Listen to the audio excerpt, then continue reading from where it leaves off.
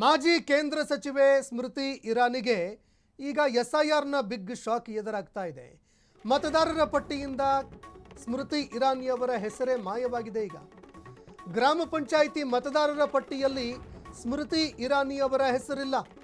ಉತ್ತರ ಪ್ರದೇಶದ ಅಮೇಥಿ ಜಿಲ್ಲೆಯ ಗ್ರಾಮ ಪಂಚಾಯತ್ ಮೇದನ ಮಯವಿ ಗ್ರಾಮ ಪಂಚಾಯಿತಿ ಮತದಾರರ ಪಟ್ಟಿಯಿಂದ ಅವರ ಹೆಸರೇ ಡಿಲೀಟ್ ಆಗಿದೆಯಂತೆ. ಅಮೇಥಿ ಜಿಲ್ಲಾ ಮ್ಯಾಜಿಸ್ಟ್ರೇಟ್ ಚೌಹಾಣ್ ತನಿಖೆಗೆ ಆದೇಶ ಕೂಡ ಕೊಟ್ಟಿದ್ದಾರೆ. 2024ರ ಚುನಾವಣೆಯಲ್ಲಿ ಮತದಾನ ಮಾಡಿದ್ರು ಸ್ಮೃತಿ ಇರಾನಿಯವರು. ಅಮೇಥಿಯಲ್ಲಿ ಅವರು ಮತದಾನವನ್ನು ಮಾಡಿದ್ರು. ರಾಹುಲ್ ಗಾಂಧಿ ಅವರ ವಿರುದ್ಧ ಚುನಾವಣೆಗೆ ಸ್ಪರ್ಧೆ ಮಾಡಿದ್ರು. ಇನ್ನು ಈಗ ಅವರ ಹೆಸರೇ ಕಣ್ಮರೆಯಾಗಿರುವಂಥದ್ದು ಹಲವಾರು ಗೊಂದಲಗಳಿಗೆ ಕಾರಣವಾಗಿದೆ. ಹೆಸರು ಮರು ಸೇರ್ಪಡೆ ಮಾಡುವಂತೆ ಚುನಾವಣಾ ಅಧಿಕಾರಿಗೆ ಪತ್ರ ಕೂಡ ಬರೆದಿದ್ದಾರಂತೆ. 2024ರಲ್ಲಿ ಅಮೇಥಿ ಲೋಕಸಭಾ ಚುನಾವಣೆಯಲ್ಲಿ ಸ್ಮೃತಿ ಇರಾನಿಯವರು ಸೋತಿದ್ರು.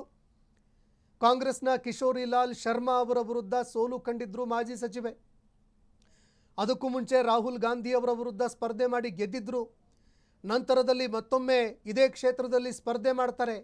ಕಿಶೋರಿ ಲಾಲ್ ಅವರು ಒಬ್ಬ ಸಾಮಾನ್ಯ ಕಾರ್ಯಕರ್ತನಾಗಿದ್ದರು ಕಾಂಗ್ರೆಸ್ ಪಕ್ಷದಲ್ಲಿ. ಅವರ ವಿರುದ್ಧ ಭಾರಿ ಸೋಲನ್ನು ಅನುಭವಿಸಿದ್ರು.